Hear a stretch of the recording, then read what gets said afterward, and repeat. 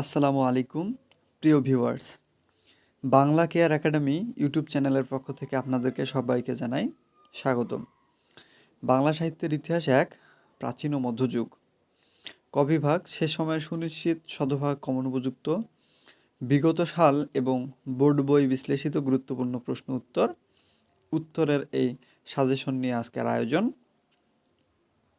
আপনারা দেখতে পাচ্ছেন, আপনারা জানেন বাংলা সাহিত্যের ইতিহাস এক কবিভাগ অর্থাৎ সংক্ষিপ্ত প্রশ্ন উত্তর কমন পাওয়া অনেক কষ্টকর।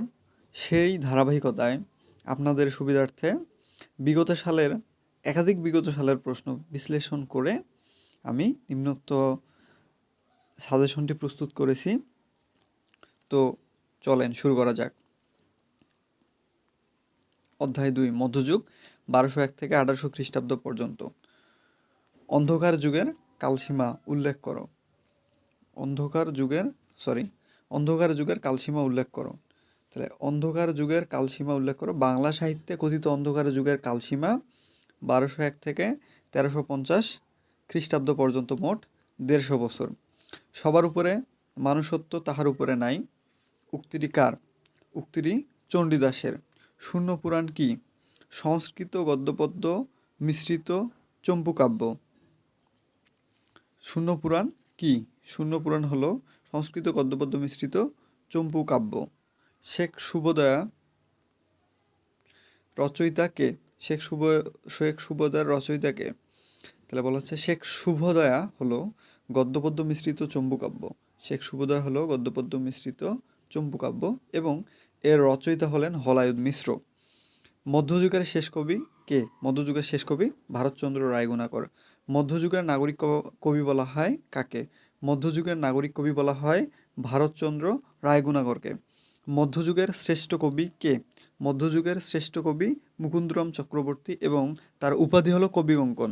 তাই বলা হয় মধ্যযুগের শ্রেষ্ঠ কবি হলেন কবিকঙ্কন মুকুন্দরাম চক্রবর্তী। অভিনব জয়দেব নামে খ্যাত কে? অভিনব জয়দেব নামে খ্যাত মিথিলার কবি বিদ্যাপতি। মিথিলার কবি বিদ্যাপতি।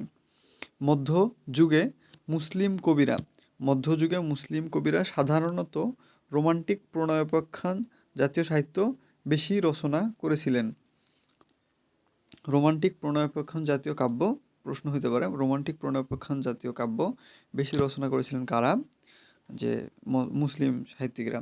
নাথ ধর্মের প্রতিষ্ঠাতা কে? নাথ ধর্মের প্রতিষ্ঠাতা মীননাথ। নাথ ধর্মের প্রতিষ্ঠাতা হলেন মীননাথ। সতী ময়না লোরচন্দ্রাণী গ্রন্থের রচয়িতা কে? গ্রন্থের রচয়িতা দৌলত কাজী।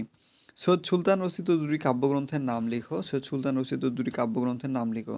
যে সৈয়দ সুলতান রচিত দুটি কাব্যগ্রন্থের নাম হলো নবীবংশ এবং রসুল বিজয়। নবীবংশ এবং রসুল বিজয়। জঙ্গনামা কাব্যের লেখক? জঙ্গনামা কাব্যের লেখক কে? জঙ্গনামা কাব্যের লেখক ফকির গরিবুল্লাহ। জঙ্গনামা কি ধরনের কাব্য? যে জঙ্গনামা এক ধরনের যুদ্ধ কাব্য। জঙ্গনামা এক ধরনের যুদ্ধ কাব্য। জঙ্গনামা এক ধরনের যুদ্ধ কাব্য। দৌলত উজির বাহরাম খান কোন বিদেশি কবির কাব্য থেকে লাইলি মজনু কাব্যটি অনুবাদ করেন? দৌলত উজির বাহরাম খান কোন বিদেশি কবির কাব্য থেকে লাইলি মজনু কাব্যটি অনুবাদ করেন? তাহলে পার্সি কবি আব্দুর রহমান জামির কাব্য থেকে। পার্সি কবি আব্দুর রহমান জামির কাব্য থেকে লাইলি মজনু কাব্যটি অনুবাদ করেন।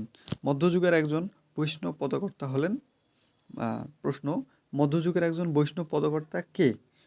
উত্তর হবে মধ্যযুগের একজন বৈষ্ণব পদকর্তা হলেন চণ্ডীদাস। মধ্যযুগের একজন বৈষ্ণব পদকর্তা হলেন চণ্ডীদাস। রোমান্টিক ধারার দুজন কবির নাম লেখো।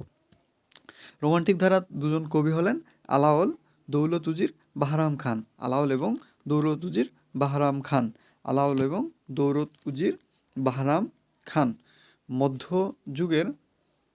মধ্যযুগের প্রথম মঙ্গল কাব্যের নাম। মধ্যযুগের প্রথম মঙ্গল কাব্য হলো মনসা মঙ্গল কাব্য। মনসা মঙ্গল কাব্যের আদিকবি হলেন কানাহরি দত্ত। প্রশ্ন আসতে পারে মনসা মঙ্গল কাব্যের আদিকবি কে? মনসা মঙ্গল কাব্যের আদিকবি হলেন কানাহরি দত্ত। মনসা বিজয় বিপ্রদাস পিপিলাইয়ের রচনা এবং মনসা বিজয় কাব্যের রচয়িতা বিপ্রদাস পিপিলাই। অন্নদামঙ্গল কাব্যধারার প্রধান কবি কে? অন্নদামঙ্গল কাব্যধারার প্রধান কবি হলেন ভারতচন্দ্র রায়গুণাকর। অন্নদামঙ্গল কাব্যধারার প্রধান কবি হলেন ভারতচন্দ্র রায় গুণাকর। ভারতচন্দ্র রায় গুণাকর। ধর্মমঙ্গল কাব্যের আদিকবিকে? ধর্মমঙ্গল কাব্যের আদিকবি ময়ূর ভট্ট।